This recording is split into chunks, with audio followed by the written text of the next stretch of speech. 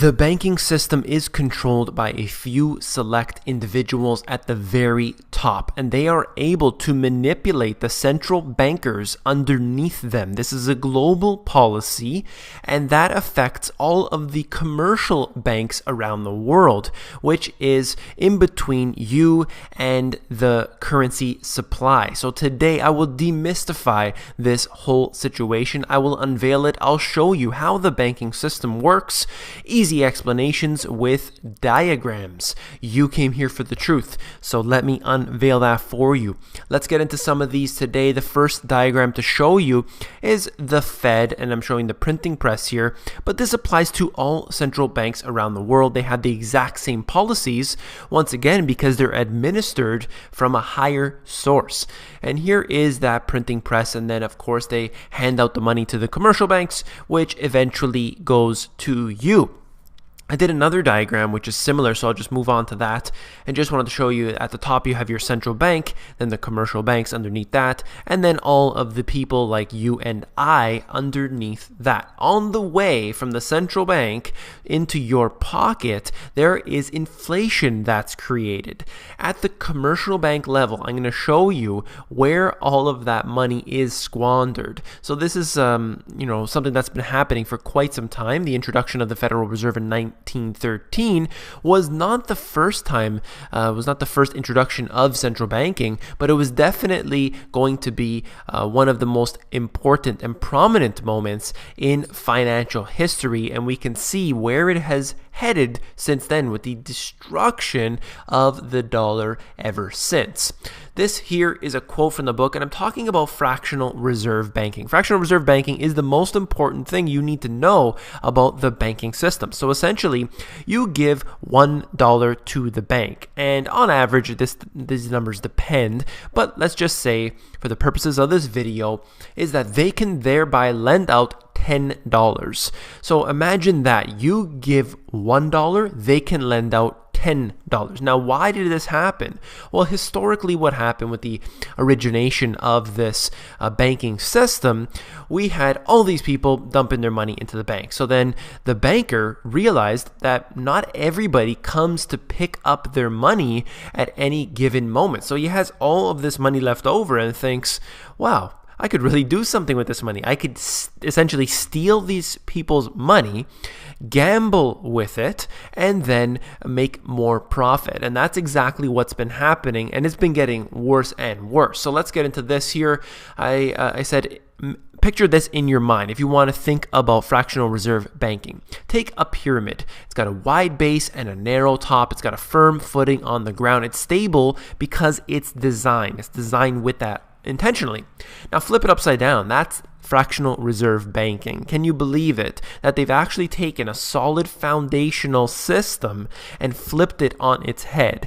And you know specifically what is going to happen. Now let's look at the money GPS pyramid. This is something I've shown you guys before, but here we are at the very bottom of the pyramid. We look at real assets, and that is the very smallest little part there. And above that, the monster fractional reserve banking. I'll just mention quickly the derivatives, which is on top of that, is astronomical. I won't get into that in this video because I've already covered it in another video. Check that out if you are interested. But essentially, we have fractional reserve banking on top of that. They're able to multiply the amount of money that is in circulation, and all because of the money that we put in. So we are actually fueling this entire system. So let's move on right here to this. And governments create debt as time goes on. So you have a central bank that's simply sitting there with the printing press, and they have one option, and that is to buy the debt of that country. In this instance, I'm showing you the US and the Fed, but it applies to all nations. The US sells its debt to the Fed, and then you could see how the Fed gives it money, and then they give it these bonds, which are simply just IOUs. And what happens? Where does the Fed get this money? Well, it's a printing press. It's literally printing it out of thin air. The Fed is left with a pile of IOUs. You can see the pile at the bottom there, and I assure you this pile has been getting bigger. We will show you that in a second here. Let's go on right here. We're looking at over $4 trillion worth of money that the Federal Reserve is sitting on, and this is the amount that they are willing to admit. Can you believe this? So this is the St. Louis adjusted monetary base. There are all sorts of statistics you can look at, but this is just one going to show you ever since the financial crisis, look at how the staircase is being formed upward, and I assure you it's only heading in one direction. Now, individuals can pull their money out of the banking system, but the Federal Reserve is always going to be there to backstop that. And they will print, and they will print, and they will print. If you see, up until the financial crisis, there was a gradual increase in the amount of money that was printed. But ever since then, it has been extreme escalations, all because of the quantitative easing programs that have been taking place. This is something that basically goes on top of the fractional reserve banking altogether. And right here we have the bailouts that occur.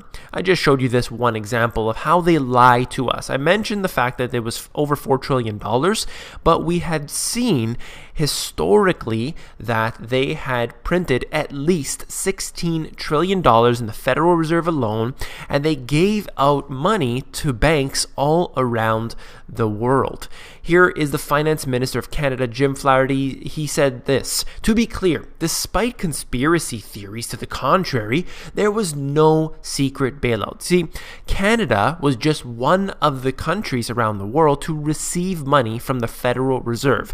Now, does that make any sense to you that we would have a central bank of another nation print money when that central bank in that nation has its own printing press? Something else is going on here. So now this is just a conspiracy theory anyway. So let's just bring up some news here. Perhaps, oh, wait a minute, Bloomberg, they happen to receive some information, and they found as much as $1.2 trillion in public money to banks and other companies from August 2007 to April 2010. If you look through this list, I'm sure the bank that you bank at is in this list. I looked through this, just quickly, briefly looked through. I found all sorts of Canadian banks that are in here. Sure, the bailouts aren't as big as someone like Morgan Stanley and Citigroup and Bank of America, but you will go through here and you will see specifically that there are every country around the world is receiving this type of money.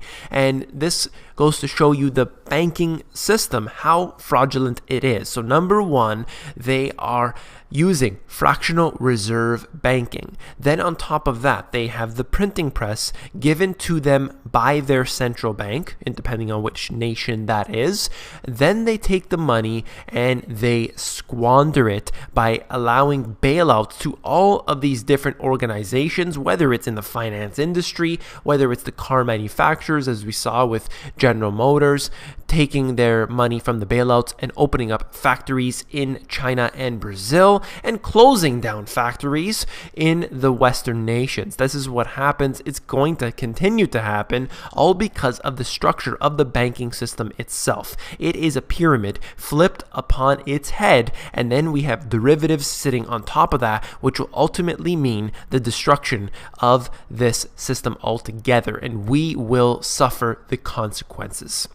I hope that you found this video informative. If you did, please give me a thumbs up. I'm going to be including these type of videos every so often. They may be a little basic for you, and you may not have learned much from the video, but perhaps someone that you know is interested in this type of information. I'm always getting requests from people that are just getting into this right now. And I'd like to make a financial program for these people, have it available for free so that they can learn as well. They can get up to speed, and I'll be there to teach them, because simply nobody's willing to go back to the basics and start teaching people the essentials, what they need to know, what they never were taught in school, what the mainstream media will absolutely not cover. So that's what I will do here. I'll continue to do that. I'm going to create a playlist at the bottom of all of these new videos, but essentially if you go to the Money GPS, my main YouTube channel page, you can see them there as I collect them. And this is the type of thing that we want to share with our friends or family. A lot of the videos here people aren't really interested in, but perhaps a video like this will get them to come in to this type of information. So I hope that is very good for you as well. And let's go to the insiders. If you're not already, you need to become an insider because it's where I give out all my best intel for free. And that is available at themoneygps.com. You just scroll down to the bottom, fill in your email address, and you get occasional emails from me with good, short, concise info.